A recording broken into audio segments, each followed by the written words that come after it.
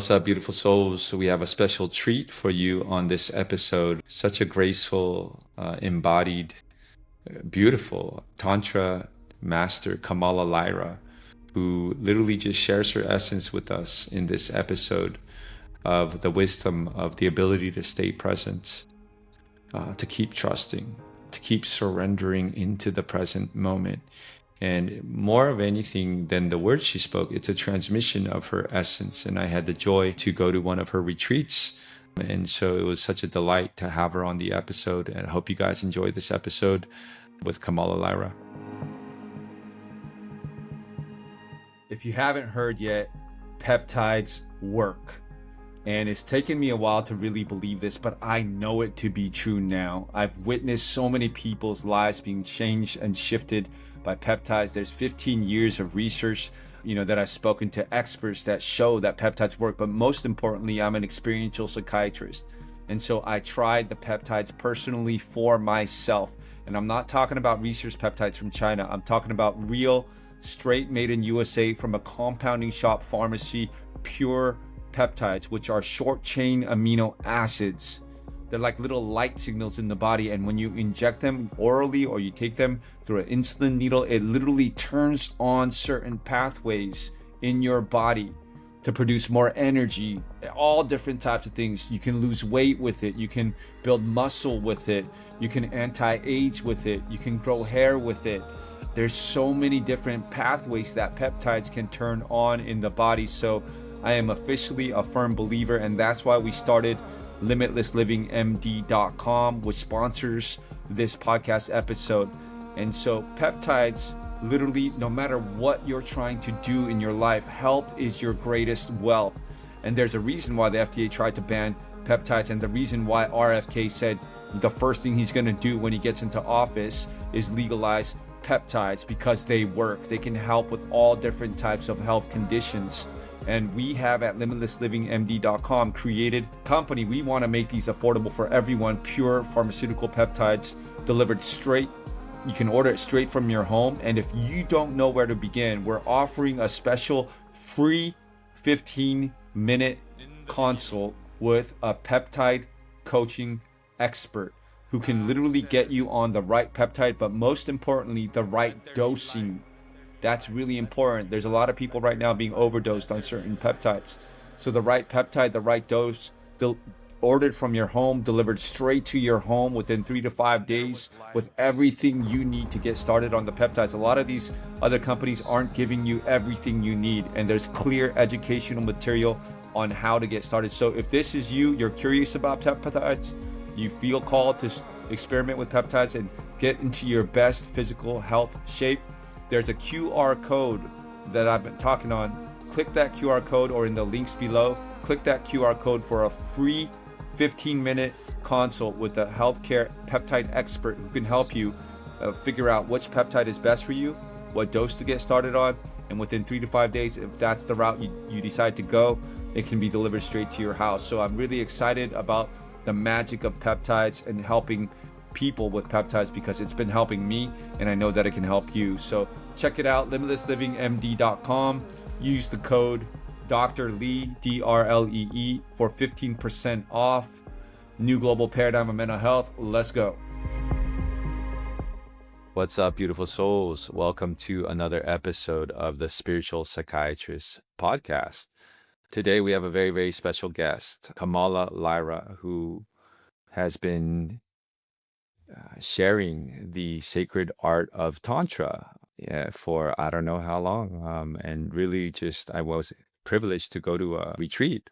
And, I'm very picky who I learn from. I'm kind of a snob who I choose to learn from. But her energy was one of grace, love, healthy boundaries, permeability, and there was a grace and a nobility and effortlessness, which I started realizing, wow, that's a accumulation of applied spiritual wisdom and love over a long period of time, which was effortlessly flowing to her. And when you're in the presence of I don't like the word master, but like a master teacher who has walked the path and who is teaching from a place of a learned experience, And Tantra is such an interesting subject. I know a lot of people, that word in of itself has a lot of different meanings for a lot of people, but it's such an honor to have Komala Lyra on the show today to share her presence and her grace and her wisdom with us today. So,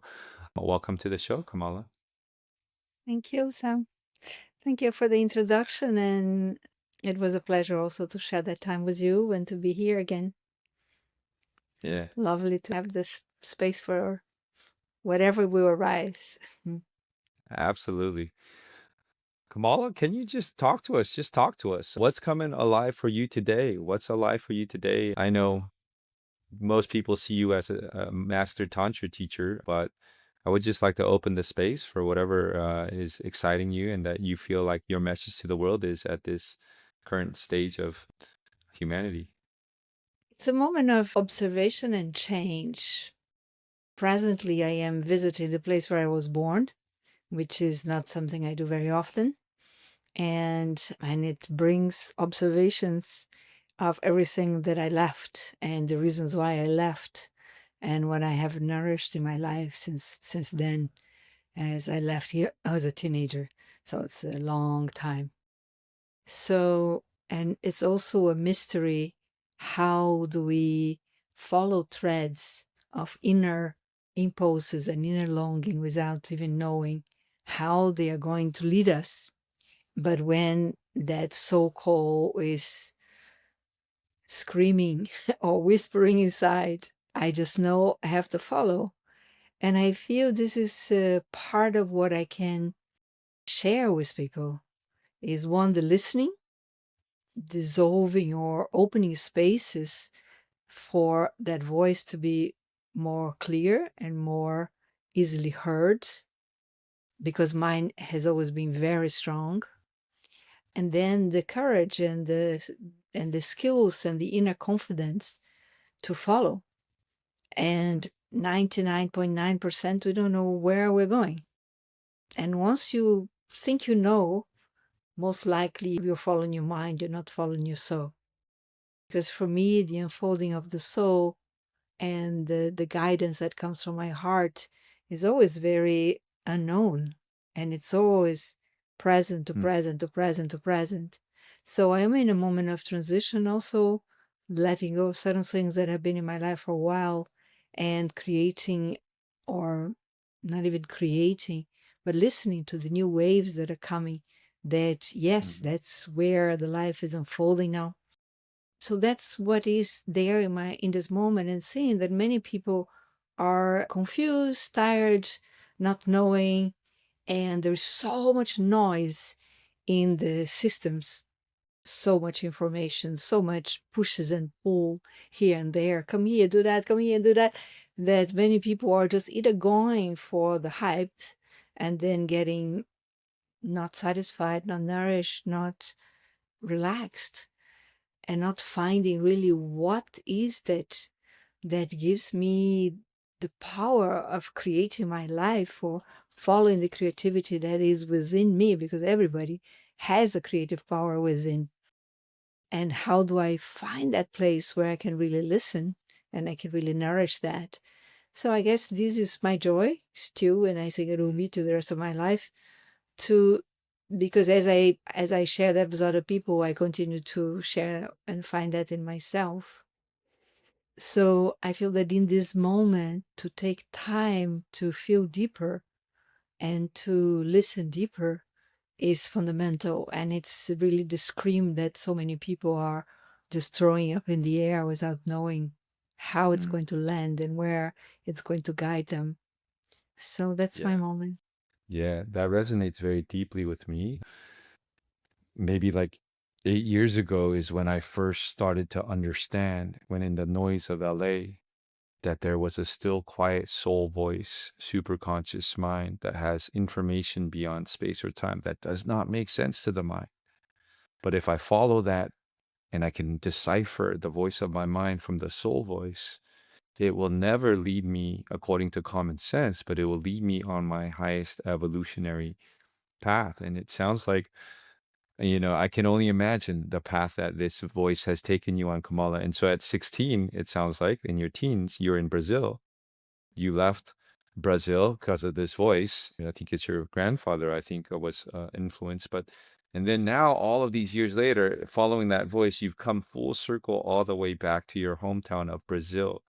Can you kind of trace for us a little bit about Komala Lyra's beautiful full circle of following that voice, some of the key moments of where you tuned into that voice, the lessons that you learned, how you tuned into that voice, and how you've come all the way full circle from leaving at the age of 16? Yeah. So my first my family is European, so I don't really have roots of blood in Brazil, and I grew up in a very European culture, in a European school, and so on. And when I was 14, I went to Europe the first time, and it was like this memory of my bones. And of course, at that time, I didn't know anything about ancestry or past life or anything. It was just this feeling like I was born in the wrong place. I Mm. don't have anything to do with that place. Yeah, the nature here has been fundamental in my upbringing, because I grew up very free and in nature, on the beach, horse riding, and very free with my body. So that it was fundamental and important, and was really, it is my only connection here. And then when I went to Europe, it was an avalanche of memories that, of course, at 14, I didn't know what to make out of it. I just could cry, and I have to move here. This is my home. This is where I should have been born. And I couldn't explain, of course, because I was expected to live a certain life, to get a good education, to get married, have babies, and be wealthy and well. And also to do what I love, because my father was very freedom oriented. But there was this feeling, this is not my life. Something needs to happen. So when I came back, I started, I have to go, I have to go, I have to go. And when I was 17 to 18, in many different ways, I managed to leave. I made money on my own. My father didn't want me to go. I got a study scholarship in one of the best schools in Italy to be a designer. Hmm. And I went, and I arrived in the middle of the winter, and I didn't care. It was like, I am where I'm supposed to be. And when I went, I was supposed to be there just for 2 years to complete university. But I knew inside me I'm never coming back, and I never did. So I lived a period of time of expression, and then I had a marriage that was passionate and amazing and beautiful. And still, there was something that, what is it? That is not here. I have everything. I have money. I do something I love. I have a man that's amazing, that loves me, that is crazy, that everything was perfect. I lived in Paris. What else can I want? But then life guided me again to end up in India. And then was a time where something landed in my heart, in my soul, in my body, that memories and understanding and alignment came, that came from the place where now I am in the guided by the deeper voice, whatever you want to call it. And from there, all my unfolding of being more and more real to my soul, to my body, to my heart, has been a non-stop unfolding since then. So my work came from there as a remembrance, and working with Ayurveda and yoga and Tantra. And that's what's been unpacking through the years in different formats, in different sensitivities according to and how that is being distilled. So I recently just published 2 books that kind of distill my life with Ayurveda, yoga, and Tantra, that just being published. And I am writing an epic novel that that is even another layer of that Hmm. will be, there is already 500 pages, so it will Wow. be published by the end of the year. And I feel that this will be, yeah, some distillation of everything that I've lived, and a way to keep being present with what's current, but also supporting other people that may get inspired and may resonate with that quality of listening, that quality of daring, and being courageous enough. I don't even call it courage because I don't feel we have a choice, but being in deep surrender to that voice or to that quality of movement that calls for breaking through the outer noise and the outer demands and the conditioning that most people have around. I'm just visiting here for 2 weeks, but it is just a quick in and out. Mm-hmm. But I feel in the air how many people are really bound by their conditioning and kind of let go of the deepest core of their deepest call because they don't find support or they don't find a way or they don't believe that's even possible. So maybe that's an encouragement to see that, Yeah. yeah, nobody's different. We all can listen to that voice. Such a pleasure to receive the transmissions from you during Easter Level 2. And I once heard you say, and correct me if I'm wrong, Tantra is almost like permeability. And I could feel more than your words, this was your essence. And, so many in the spiritual world may see Tantra. And, when I look at the spiritual world, the creative force of the universe, our sexual energy, it's very rare to meet a spiritual person who's completely integrated that energy into spiritual, sexual, shamanic. And this is what actually drew me to Ista. Kamala, can you, and obviously you growing up in Brazil, free riding horses and, comfortable with your body has led you on this path where you're writing books about Tantra. Can you take us a little bit deeper into the wisdom of Tantra as permeability and surrender and this force and that is guiding us? Yeah, that's thank you for this question. It's a beautiful, beautiful inquiry. So when I came to India, I was told by my master, Osho, that I was a tantric. I didn't know what that was. And I was giving the meditations of the Vigyambhara Tantra, which is the classical tantric text, thousands of years old, to do every day. If you calculate, there is 108 meditations, 112 meditations times 8 days. It was a week each. I don't know how long it took, but it was more than a year. So I lived in this ashram for almost 10 years. That was my first dedication to finding out the depths of the core of that call that was there and the beauty of remembering the spaciousness of being. And my connection was whatever we want to call, I like to call it the infinity, because for me, it always gives me the feeling and the remembrance of how little we are in this fucking universe. That the idea of being someone that can control anything becomes so ridiculous that, every time I forget and I remember, it's just, oh gosh, how absurd that is. So Hmm. there is an amazing sense of humor there for me. So I had an incredible discipline, few hours a day or the whole day, depend. These meditations are all of them basically turning to the same point. Turn the arrow inside, turn the arrow inside, turn the arrow inside. Instead of looking at something, let whatever you are facing look at you. So feel that something is coming into you, permeable. Let it move. Whatever you're hearing, instead of putting your ears to catch the sound, let the sound permeate you. Whatever you're tasting, instead of like, is it good? Let the taste melt in your mouth. Whatever, all the sense when you're touching, especially I did body work for many, many years as a base for dance and body work for really create more fluidity in my system and in other people's. So whenever you're touching, instead of doing the touch, letting what you're touching touch you. So all the Vigyambhara Tantra meditations are about reversing the senses if you really go at the essence. And they have nothing to do with sex per se.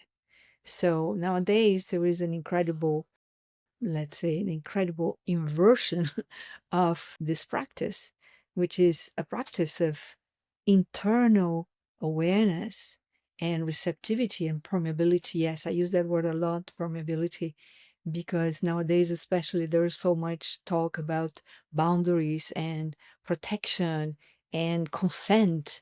And I have an education that's exactly the opposite.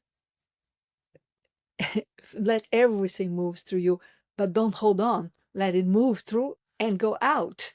So there is nothing to defend. When you let things out, people get whatever disturbed and whatever.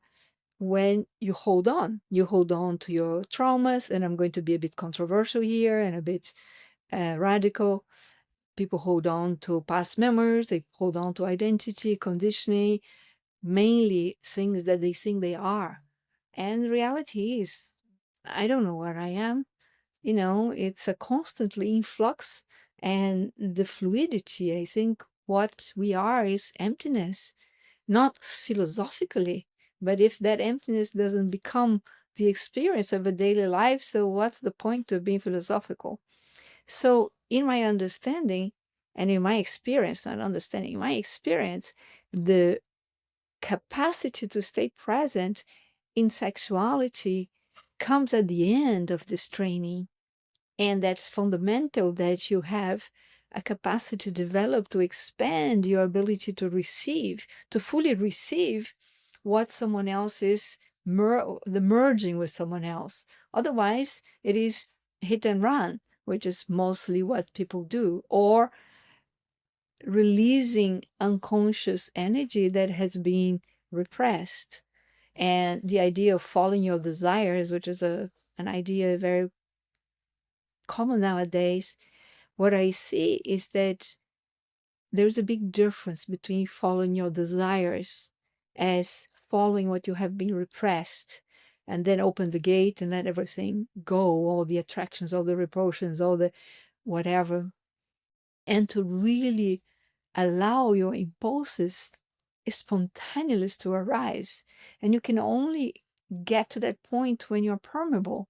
Otherwise, it is opening and closing. I'm protected, I'm releasing, I'm open. And that's what I see that is happening a lot around the Tantra scene nowadays. There is no patience, which is not something. I never asked for patience. And I never seen anybody anywhere on the planet praying for patience. Hmm. Hmm. We pray for things that we want now. I want it now, I want it all. I want it all, I want now. And in time, I learned a kind of patience that is also gave me the capacity to savor each moment, because the reality is like the mind wants it fast and wants it now, but there is another timing that's internal, that is the timing of being in synchronicity with life.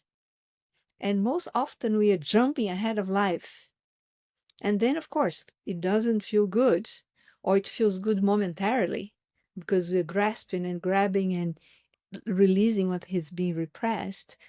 I feel that the past that I sense to be more and more savoring of, or enjoying, is the being in touch with the pace of life as it comes to me, which is not always what my mind thinks it should be, or much less what my repressed emotions or my repressed sensitivity wanted it to be. So it is a process that, of course, first we have to release the repression to be able to get to that place. You cannot jump that either. But there is a process there that takes time. And nowadays, times is so accelerated that very few people still have the diligence and the depth and the willingness to take the time it takes to find the depths of your being. I feel that the easiness that you sense in me didn't come from a day to another. I was very impatient.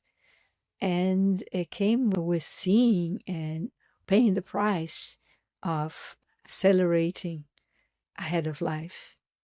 And now I'm just really, really very much most of the time listening to life. That's beautiful, and that's what I sense from your essence. I definitely do believe everybody has their unique journey, but I feel like this is what all the spiritual teachers and masters were talking about is when you arrive at a certain place where there's through all the journeys where you realize the I am presence. And I don't know how to express that into words. Is like the patience to be present, to be receptive in every moment, to understand like the universe is always working for you, not against you, and to allow the energy to flow in and out the body. And this is a science which I think a lot of, like Osho, and when you see spiritual masters, they arrive at this point where they're in complete surrender and receptivity in the present moment, like Eckhart Tolle. And so I think everybody's kind of taking their steps to get there. And Kamala, can you take us back now to Osho, India? And it sounds like you were given a practice there, a discipline. In that time with Osho, I know you spent some time with Osho, like that freedom, I think, is what everybody craves, is freedom. And if, I would love like some insight from someone who spent time with Osho and, some of the aspects of freedom and the aspects of permeability and the aspects of this force. Can you walk us a little bit deeper into that time there in India and how that progressed for you until to arrive where you're at now? Yeah, it's a big flashback. So what I found was spaciousness in a great variety of human beings that didn't need to be alike to belong to themselves. Because actually, this is, in my perception, a very big misunderstanding of people, that to have a master is to have someone that's telling you what to do. It's just the opposite. And if you know a little bit specifically Osho, one day he would say something, the day after he would say something else, and the day after he would say exactly the opposite. So you had to find out by yourself where you are at. If you go there, you just listen to a piece, and you go home and you take that piece and you hold on. That's one thing. But when you were really in the field of inner inquire, to be in front of someone that takes you to the deepest silence where everything that you think is who you are, you realize it's not, it's just an idea. But then you have to be with not knowing. And that's what everybody's afraid, because everybody wants to know better than the other, if not at least knowing something that they can hold on to.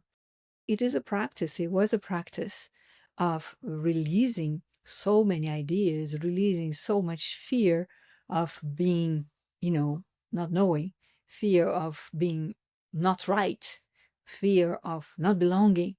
And then realizing that when you release all these fears, this is exactly when you belong, because you belong to yourself. You don't belong to anything. You don't belong to a sect. You don't belong to, to anything, because these things don't exist.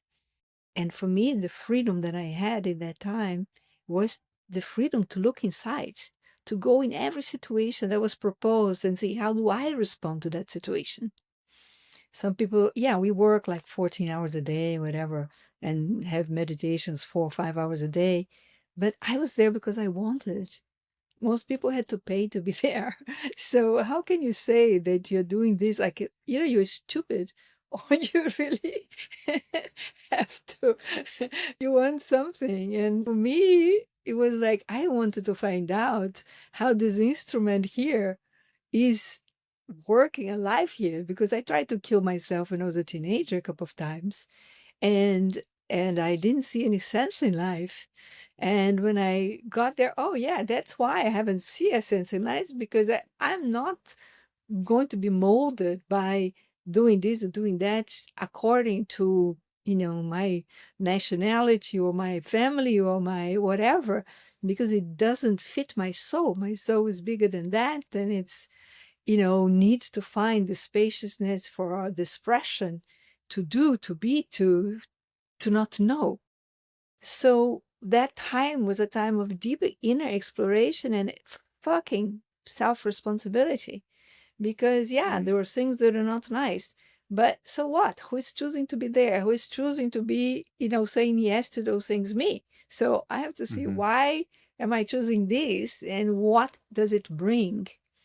subtle things. I remember I've been always very intense. I remember one day that I volunteered to do a work that was carrying stones, like huge stones, in a wheelbarrow for a building, and I volunteer, and I spent 3 days doing that, and my body, I was like on my 20, 30, 28 or something, like my body was just like I said, was going to die. And then the last day I fainted, but it was so good.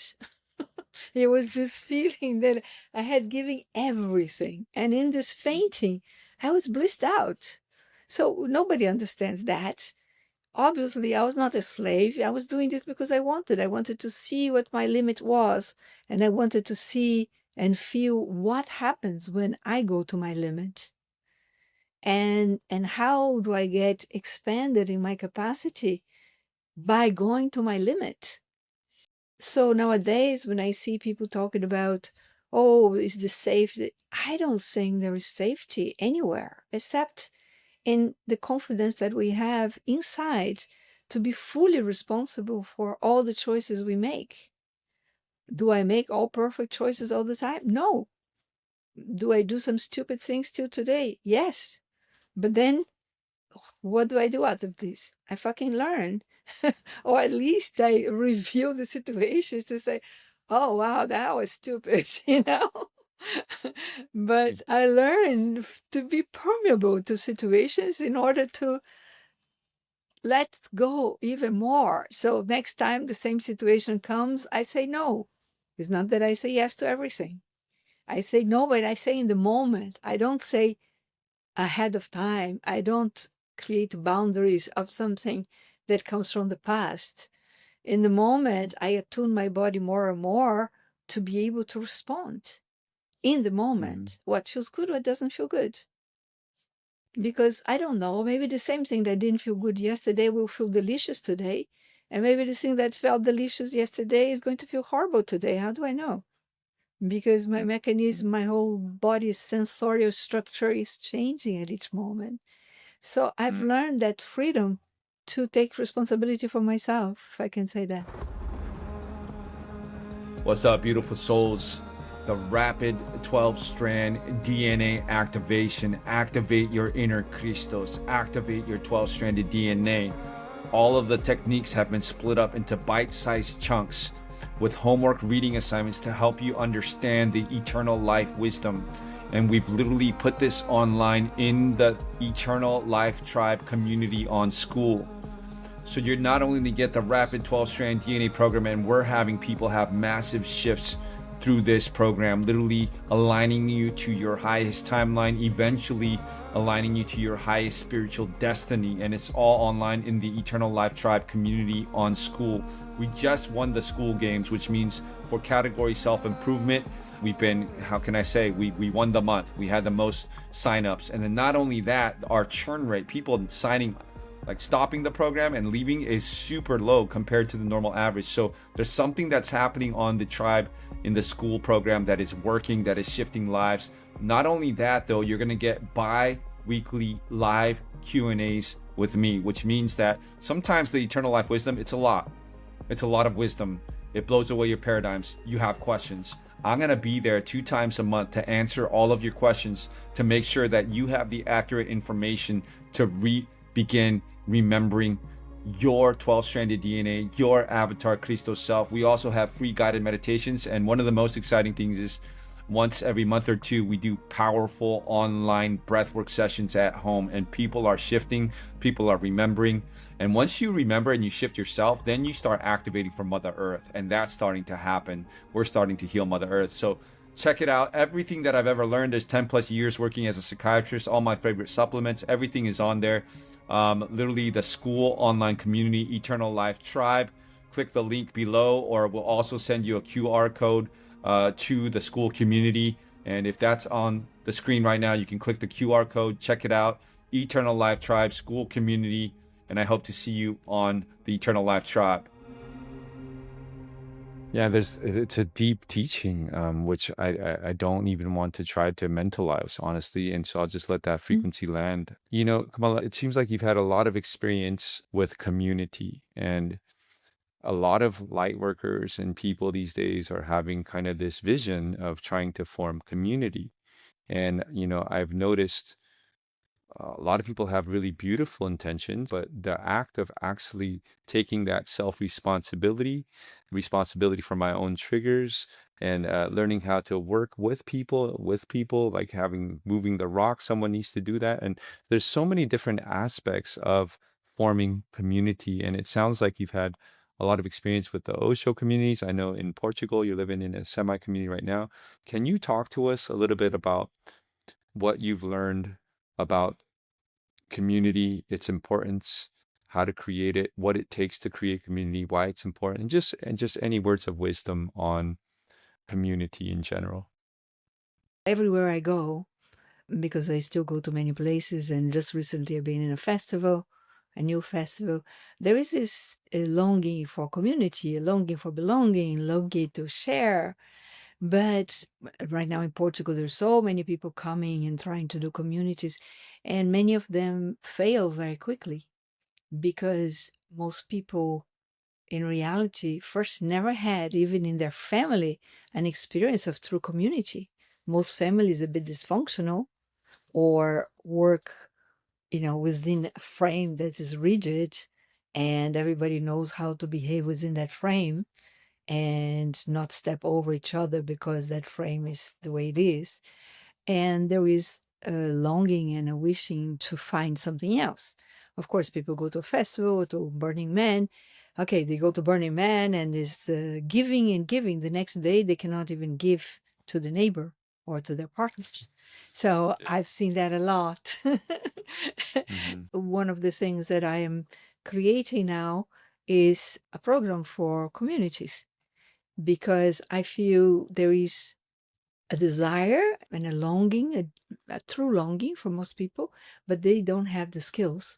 They don't have the skills at two main levels. One, the level of communication and connection, and emotional permeability, emotional maturity, and self responsibility. So people start dumping on each other, blaming, which is obviously bound to create conflict, and conflicts that cannot be solved in the same level that they are created. And there is not much offers that bring people to the next level, especially in communities.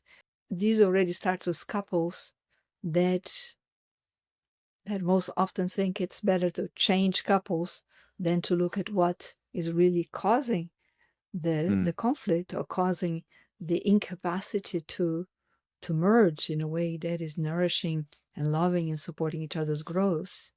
So I feel the other level is the financial level, that most people don't have yet, the understanding that when you are alive and juicy and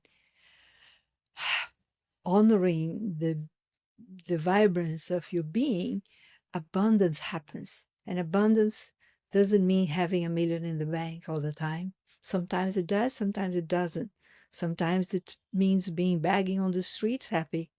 But it means a state, for me, it means this inner state of trust and a state of alignment with what is real for me, that opens the ways that, and not always I have money. Sometimes I have a lot and sometimes I don't. But it has nothing to do with my sense of abundance. I've been very wealthy, feeling very poor inside. And life moved me. There is a sense of abundance that is completely independent of the financial bank account, but it always surrounds me by everything I need to nourish and maintain and create the next level. And when I make jumps, I always make jumps without knowing what's coming next. So these two levels, I feel they are connected, because abundance and well-being and emotional permeability uh, are intertwined, and they open the field of co-creation. So there's, of course, other aspects, and the aspects of practicality cannot hold together if those other aspects are not vibrating in alignment. So you cannot create something out of a dream without any capacity to stay present with what the needs are that you do need, either to pay rent or to pay or to buy a land or to and to buy food. There is practical needs that depend on material uh, issues, and there is emotional needs that depend on your capacity to stay present and not only stay present but also be nourishing to each other. Otherwise, what are you creating, and why would you be creating that? So one of the devices that I've learned in the community, in the commune, especially the years around Osho, was a ritual of appreciation before you start Mm. any kind of business or a relationship with someone, to consciously share what, even if someone you don't know well, but intuitively why would you invite me to your podcast?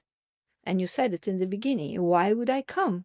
Because there is a sensitivity that we meet somewhere that's nourishing, that you're inviting me to share things that I've never said before, because, if I said some things before, I said in a different way, because there was an aliveness there that nourishes me, and I guess it nourishes you too. So if we in the beginning acknowledge that, and then tomorrow you say, oh, I didn't like what you said, you're going to go back to yourself and say, oh, I misjudged her. I projected on her an image of someone that she was not. Instead of blaming me, oh, she was an idiot. So Mm. there is again this sense of self-responsibility, that when, to begin with, you recognize the qualities that this person evokes on you, that you're perceiving them, and that they are going to be nourishing for you, that are going to enrich you, either because you are in resonance or because you don't have those qualities and you're learning from, you're always going to get something good out of it. Always. Either because you recognize you made a mistake in the assessment, or because you made a good assessment and that's it, and it's continuing to nourish. So if you made a mistake, it's time to realign and say, oh, I made a mistake. But you're never going to blame, and you're never going to create separation. So Mm. for me, this is really fundamental. And I feel that is a time that if we as a collective that is moving into another potential of possibilities in a different way than what has been, don't learn to move into another capacity of community, common unity, things are not going to be much better, or are going to get worse and worse, because separation creates a competition, creates wars, creates all kinds of comparisons, creates a breakthrough in any kind of system that, as we're seeing, there's so much destructive qualities in the planet at so many levels.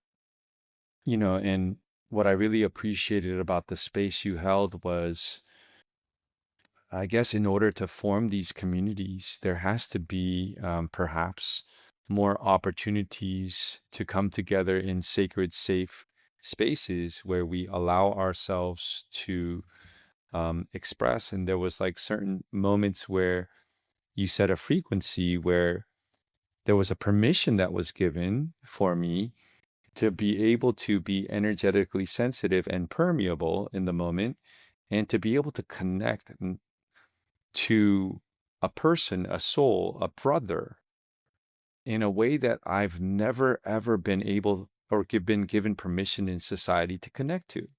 And for me, that was probably my greatest experience of Tantra, was this barrier that I've had because of society's programming of what it is appropriate to connect with a male in society. But in this circle where we were going from circle to circle, and there was a permission that was given to just be energetically sensitive and permeable and receptive, there was like this energy flow that started happening. And, I connected with my brothers. It was like two energy forms that were just respecting each other and connecting and loving and being with each other, not necessarily in a sexual way, but in a way that was really beautiful. And with one brother, I would end up just pounding my heart to his heart for like 10 minutes. And then the next brother, we would just be like curiously looking at each other. And it broke through these energetic barriers, which I feel like the energy you carry now is an accumulation of, like, so many years of community and mastery, and then coming into this state of permeability and trust in yourself and trust in the universe. Kamala, like, as we transition into this interesting space in humanity where so many people are trying to form community, and with respect to the programming, conditioning, and the blaming and these things, how do you foresee, how can we go about it in a good way to learn how to acknowledge each other, respect each other, and to learn how to dwell together in community, given the amount of programming, conditioning, and noise that a lot of us in society have been programmed with? How can we make steps towards that? I feel that what you mentioned before, that, the need to create spaces nowadays, very few people can want, or there's not even spaces where you can go spend the next 10 years of your life learning something, as I did. So that's a new era where things are faster and people have less time, as if time was something that you could control. But anyway, that's how most people live. And there is a sense of, wanting to speed up things. So creating retreats, groups, programs, and opportunities for people to live those experiences away from their daily life is really important. But what I see is lacking in most of the programs is an integration. It's beautiful to go for a high, even, through experience of community or sex or any kind of plant medicine or even drugs or alcohol, whatever, that can be used consciously or unconsciously, but that gives you a kind of a spark of, oh, yeah, I'm out of the box. But to really nourish the capacity to stay present in the spaces and in the not knowing creative power is what I guess can share and share with people. And appreciation for diversity is another thing. Nowadays, there's so much bigotry, so much, maybe because maybe there was always before, but because nowadays it's everywhere in the internet and in your phone, whatever, the level of, you know, identification that brings judgments and criticisms and ostracizing this person, this race, this and that, and creating horrific wars. If we are going to repeat that on a small scale without really having the courage to dissolve what causes this, it's not going to help anything, and it's not going to change anything. And what I see is that I'm going to be very contradictory here. So the fashionable ways that people talk about boundaries is one of the things that I feel that maintains these ideas that we are in this box and these are my boundaries. And instead, I work with sensitivity, and I work with how can we be so attuned that instead of saying these are my boundaries, I can share with you, I'm vulnerable in that way. Please listen to me, instead of saying, don't do that, don't. Like the separation that it creates and the righteousness that it creates and the control that creates, like, you didn't respect my boundaries, so I don't want to talk to you. It's like, yeah, you want someone to behave the way you want them to behave. Maybe that's not their choice. And why are you going to be related to that person? Move away. So there is a lot of learning in the dissociation, disidentification of all kinds of layers. And until we go to that place where we dare to be naked, we dare to feel how vulnerable we are, because, lightning can come right now and I disappear or you disappear. And there is something that's beyond us. And as in that something beyond us that we can really meet, then I can see the beauty. And this is something I really learned in the years of community, the beauty of our differences. And the lack of capacity to even try to understand. I have a lot of skills as a therapist, but nowadays I don't even use those skills to try to understand anybody. I keep coming back to myself and to keep creating spaciousness to receive what's being presented, me being a group in my life, in my personal relationship. Because trying to understand, even in a therapeutic way, again, I'm being super contradictory, controversial, is a way to believe you know better. And I don't know that I can know better than you what you really need. I may know, or I may see where you're holding, where you're veiling your core. And then I can pull a veil. Maybe. I'm not even sure about that nowadays. Because I feel that if I'm not maintaining the veil by pushing against it and creating spaces in me, maybe the veil comes out by themselves. And this is what I see that happens a lot when I'm doing groups, is that by not pushing and pulling and even saying, hey, you shouldn't tell stories, let the people tell the stories. Someday they'll learn that behind the stories there is an essence that they want to convey. And when I listen to stories, I'm not listening to stories. I don't remember the stories. I remember what it was behind it. And I let that permeate me. And then surprisingly, there's a moment where the person itself can see it. And that is the haha moment, where by some miraculous way, whoa, suddenly I can see. And until I can see, it doesn't help that anybody sees it for me. It can help temporarily, but truly it doesn't. So can we, in any kind of profession or any kind of relationship or community, obviously, create the space for everybody to be in their own capacity? And when we are in our capacity, there is a membrane of sensitivity that gets reactivated, because we all have that. We are not going to be violent with anyone else if we're not violent with ourselves, and if we're not repressing ourselves. We're not being disrespectful to someone else if we're being respectful to ourselves. And this is like 101, but most people don't live in that space because it's natural that the society doesn't invite that. So Mhm. how do we create a society that is bringing transformation inside a place that is so against that still nowadays?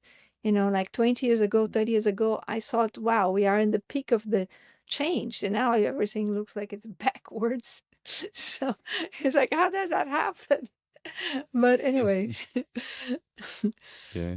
And so I think what's beautiful is I felt that, at the retreat that you hosted. And so, to get to this place of permeability and complete trust in the universe and not knowing and not even trying to fix, not even trying to change, and the ability to regulate the nervous system to be present enough to allow, all the energies to permeate and to flow through is a beautiful place to be. And I think if I'm hearing correctly, like these retreats and these spaces to open and give permission for people to learn, and it takes time. I think one step at a time. Like the more I retrain my nervous system into these situations and places, and expand my ability to hold my center, and from that spontaneous center of presence, the impulses arise. If I'm completely permeable in that moment to the highest timeline or what wants to come through.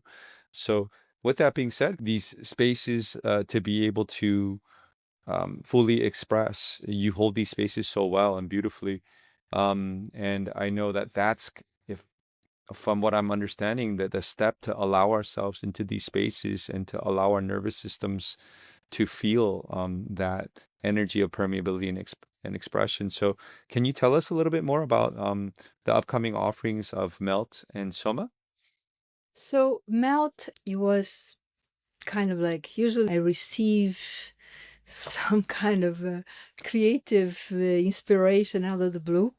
And it was after special moment. I was sitting in front of the ocean and not really knowing what was my next level after 10 years of ISTA and letting go of ISTA for different reasons. Like, okay, what am I supposed to be?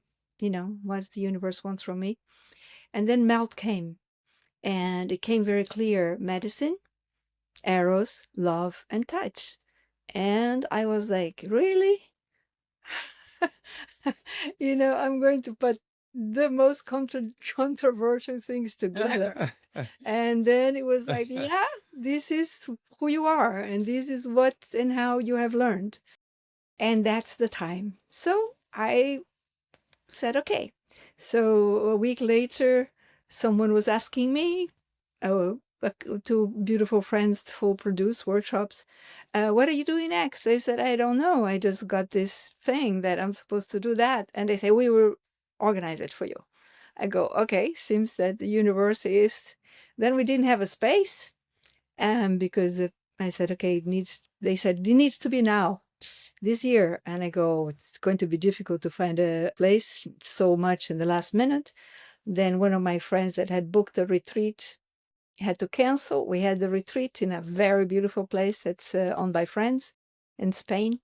So melt is about merging and uniting the body with the higher consciousness, however we want to call.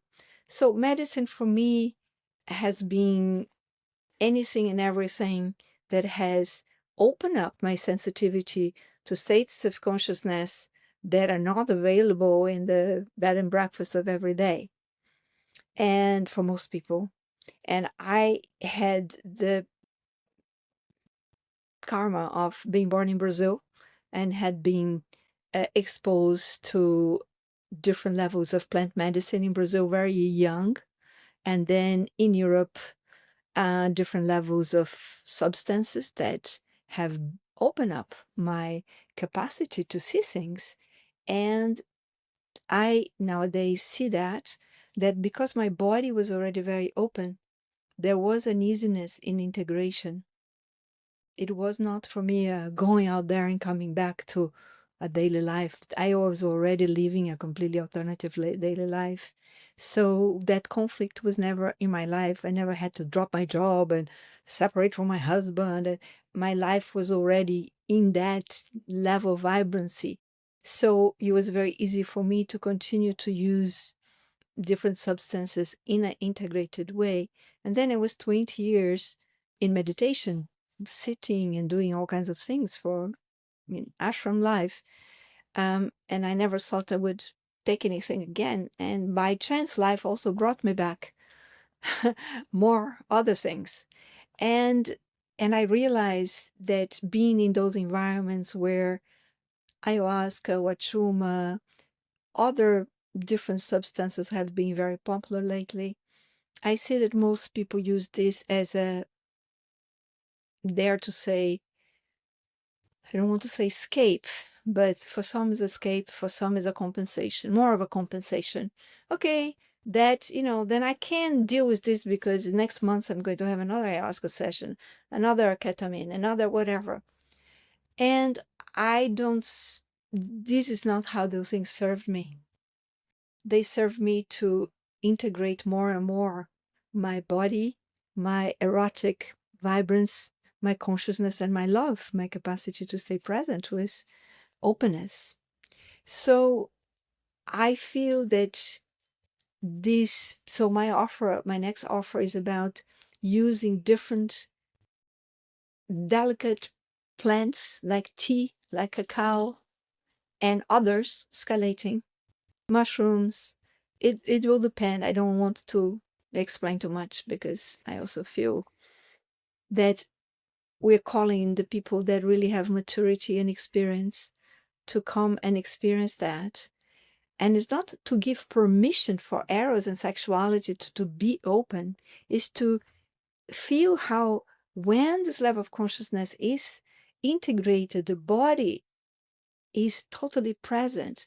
And then when these substances are not there, you still have that. You don't need to take something in order to feel more open sexually. Or you don't need to be more open sexually to be able to say I am, open spiritually. So the melt is really this melting of the barriers that separate us from us and consciousness from the body. So it will be an application only, invitation only, kind of. If people are listening to this and they feel they resonate, it's because they resonate. So call us and find out and send an application, because it will need some maturity, some experience, and some deep core presence already to come and share at that level. It's not going to be a teaching of anything. We'll have an online course, I call it a course, an online program that will set up the understanding of all these specific medicines that we're going to work, what is really we're calling love, what it is really we're calling eros, and we're going to be bringing touch from more the tantric tradition, what it is the touch that is fully connection in presence, and how all those things integrate. Because most often the people that are in the tantric path or in the body awareness and the meditation, they don't want to know anything about plant medicine. Oh, these are drugs and these are taking you out of the path. And the people that are in the plant medicine have a huge taboo around sexuality, but then everything happens behind the scenes. And I proposed to a friend who delivers medicine in a very beautiful way. Can we do it together? She goes, oh no, my God, I cannot put my name on this. So I am putting my name on this because for me, this is how my life, all the elements that the life is giving me to be, living the way I'm living and sharing what I can share. And I am really looking forward to that, to go to another level of maturity, self-responsibility, love, and connection that can create a Yeah. field for a new step into, I don't know what creative powers can arise from that, but that's the idea, is not of going for a height and living. So we have 2 modules, and a third one next year will be in Egypt. So these 2 modules, really, we would encourage people to come to the 2, because it will be a creation of a field. This is the idea, with that Mm. richness and depth. Mm. Mm.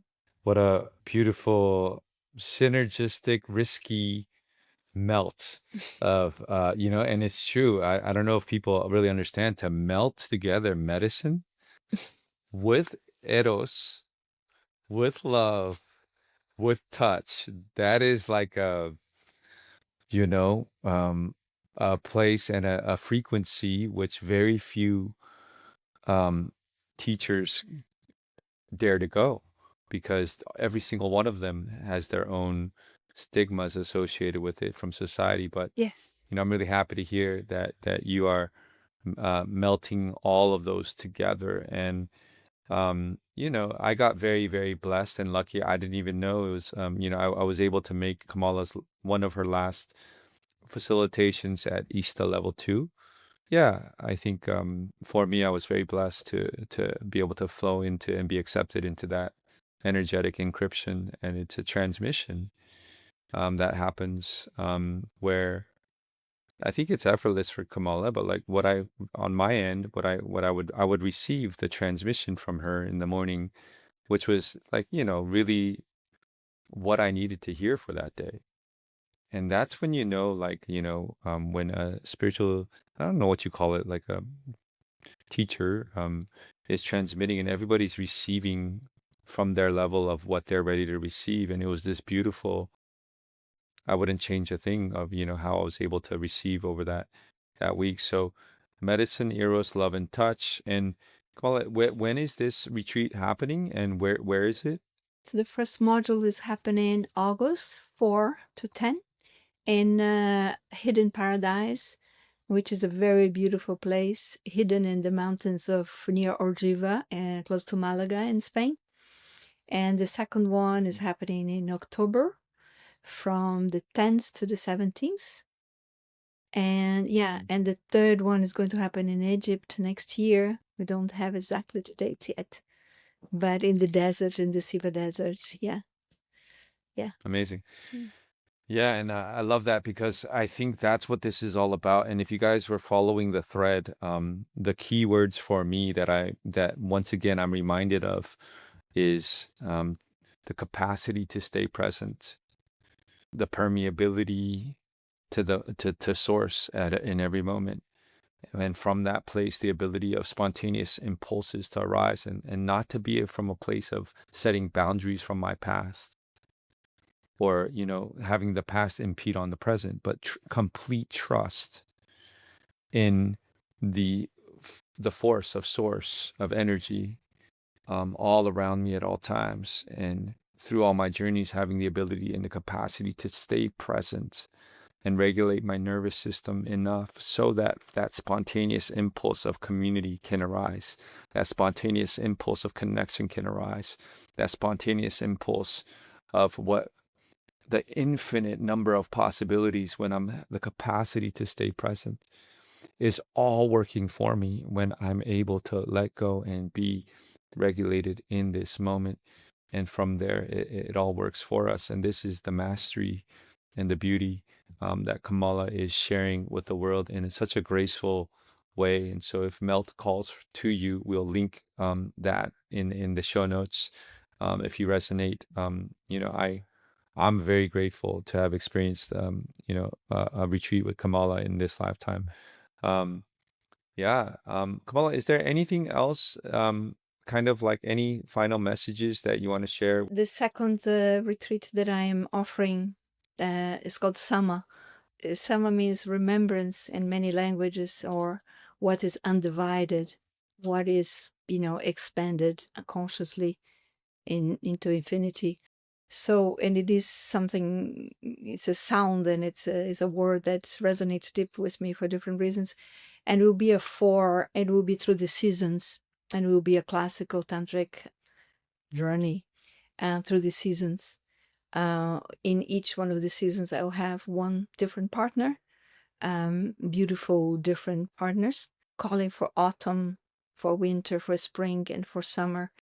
And in each one, focusing into using the external transformation of nature to recall the internal transformation of the stages that we move through all the time, because everything is always dying, gesting, regrowing, and dying again. And we usually tend to hold on to one of those, either wanting everything to always be, giving fruits, and very rarely wanting to let go, and very more difficult wanting to wait till the next, impulse arises. So I'm also very much looking forward for that. We are going to start in autumn in Slovenia, and then have the winter in the north of Finland, the spring in the south of France, and the summer in Greece. So that is my two new next level retreats. They also will invite people that really are ready to dive a little deeper than just going for a week, or going for a weekend, or going for a festival. Creating also the sense of community you were speaking of, that from that depths, obviously there is like a connection that happens between people. As you felt in level 2, I chose 24 people out of 90, 84, I think we closed at that time, and was very intuitive, but also very precise, that different people, not everybody that likes the same things, but with a certain quality of intensity and intention. So Yeah. And Soma, that sounds beautiful. Different seasons, 4 times building community over that period of time, and letting go into each evolution of the next season. And that sounds super beautiful. Last question I have for you, Kamala, kind of like, um,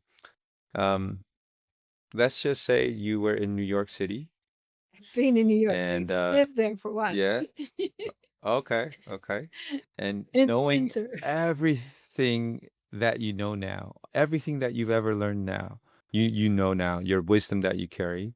and you walk into an elevator on the Empire State Building, and there's your younger self, your I don't know, your 16-year-old self, your before he's about to leave Brazil.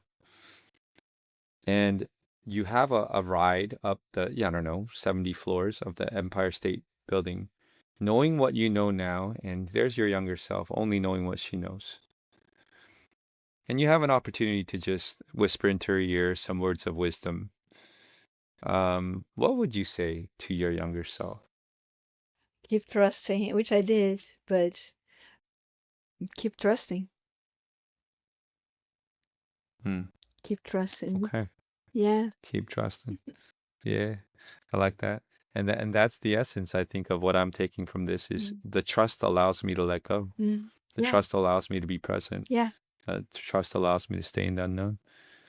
Well, Kamala, thank you so much for your essence, for your soul, for your teachings, for your books, and just for your ministry of your essence of who you are. For me, like that's been my greatest teacher in the time that I've been able to spend with you is not necessarily like the words that you spoke, but your essence and the way you live your permeability. And that's been a blessing for me to be able to feel. So thank you so much for joining us on this episode. Pleasure. And I hope we meet again in person sooner than later. Absolutely. Yes. Me too.